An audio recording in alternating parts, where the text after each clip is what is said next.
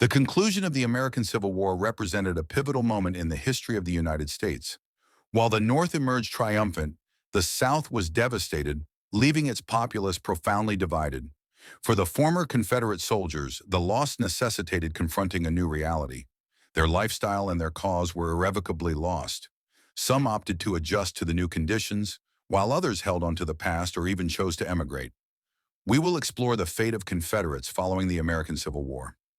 Despite 4 years of intense conflict, the conclusion of the American Civil War did not usher in a period of retribution, with Union forces dominating and mistreating the former rebels. President Abraham Lincoln mandated that surrendering Confederates be granted the most generous and honorable terms. This directive was adhered to by the Union's overall commander and future president, General Ulysses S. Grant. When his Confederate counterpart, General Robert E. Lee, officially surrendered at Appomattox on April 9, 1865, Grant allowed all soldiers in Lee's army to retain their personal belongings and horses. When the Confederates formally relinquished their battle flags and weapons 3 days later, Union officers were instructed to exhibit the highest level of military respect, including saluting as both officers and enlisted men surrendered their arms and standards. Although other Confederate armies and units would capitulate in the months that followed, the ceremonies at Appomattox signified the widely recognized conclusion of the American Civil War. The conflict had rendered the southern United States in ruins, as scorched earth tactics employed by generals such as William Tecumseh Sherman devastated infrastructure, while the abolition of slavery dismantled its plantation-driven economy. The federal government found itself in discussions on the most effective means to reintegrate the rebels, with President Lincoln advocating for a swift and peaceful reconciliation.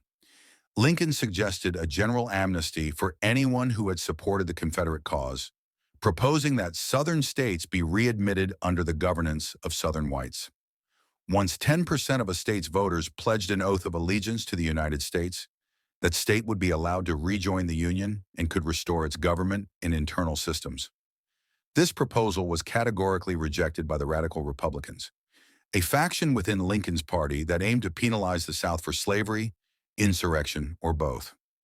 The radicals in Congress introduced their own plan, demanding that a full 50% of Southern voters affirm their loyalty to the Union before their state could be readmitted, a threshold that was unattainable so soon after the war and would have effectively barred the readmission of Southern states. Nevertheless, Lincoln remained hopeful, resulting in a legislative impasse between him and the radical Republicans. This deadlock was ultimately disrupted by John Wilkes Booth at Ford's Theater. Lincoln's assassination signified a shift in the fortunes of the former Confederates, as former slaveholder and Tennessean Andrew Johnson ascended to the presidency. The Reconstruction era, a tumultuous period following the war, had commenced. The devastation in the South was both economic and demographic. Between 200,000 and 300,000 men perished while donning the Confederate gray, representing a quarter of the male population aged 17 to 50. Families were left bereft of fathers and sons, businesses were stripped of owners and workers, and political positions remained unfilled. The men who endured the war returned to discover their home states in a state of devastation, with Union General Charles Schurz depicting the landscape that former rebels encountered, characterized by a wide black streak of destruction and desolation, where fences had vanished and solitary smokestacks were surrounded by dark piles of ashes and cinders, indicating where human settlements had once existed. The American Civil War and its aftermath would leave significant and enduring impacts on the nation, some of which are still felt today.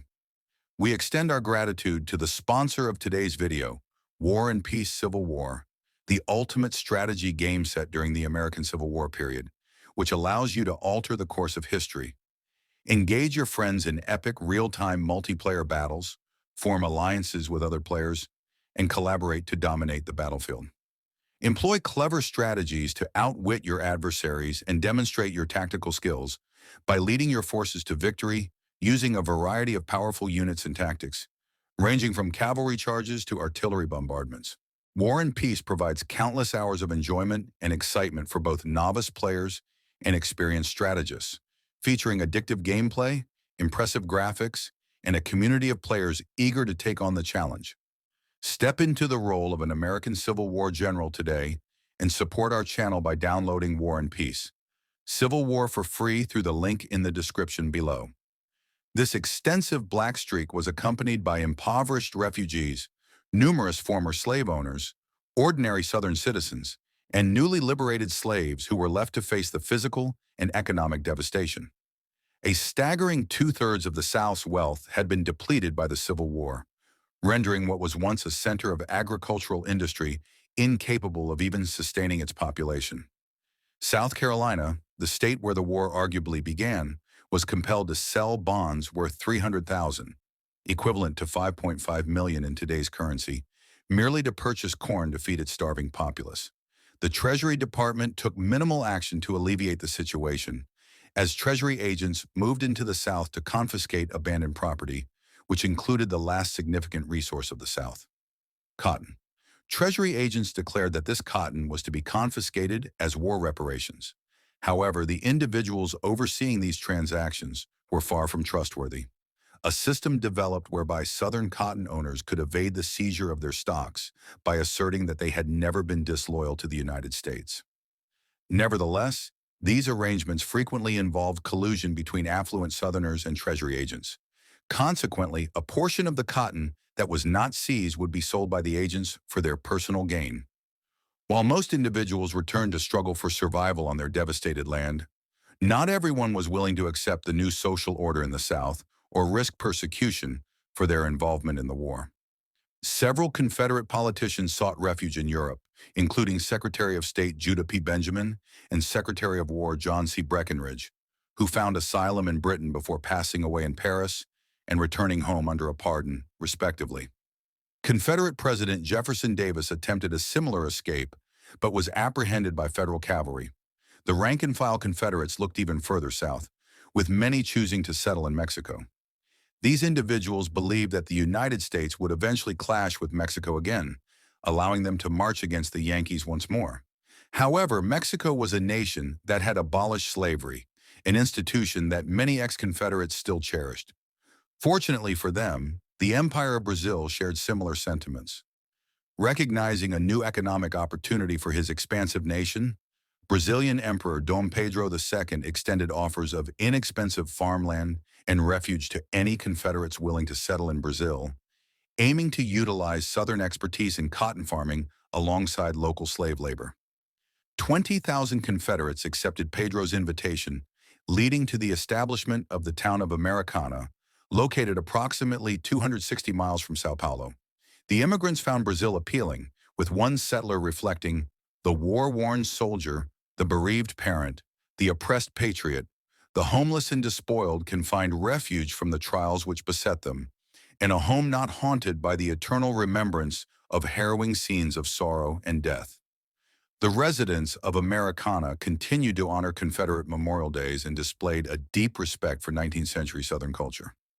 Even after Brazil abolished slavery in 1888, many notable rebels, including Jefferson Davis and Robert E. Lee, criticized the Americana Project during their lifetimes. These same prominent figures found themselves targeted by President Johnson. While a general amnesty was granted to rank-and-file Confederates, an exception was made for individuals possessing property valued at over $20,000, equivalent to $370,000 today. This situation compelled wealthy planters and Confederate leaders to formally and publicly seek clemency, humbling themselves before Washington. Other notable exceptions included Confederate President Davis, who was kept shackled under strict surveillance while the U.S. government deliberated on the charges against him. The harsh conditions of his imprisonment turned Davis into a martyr for Southerners and garnered sympathy from the Northern public. Although Davis was never tried for any offenses against the United States, other high-ranking Confederates faced treason charges, and one Confederate officer, Henry Wirz, was executed for war crimes due to the horrific and fatal conditions at Andersonville Prison.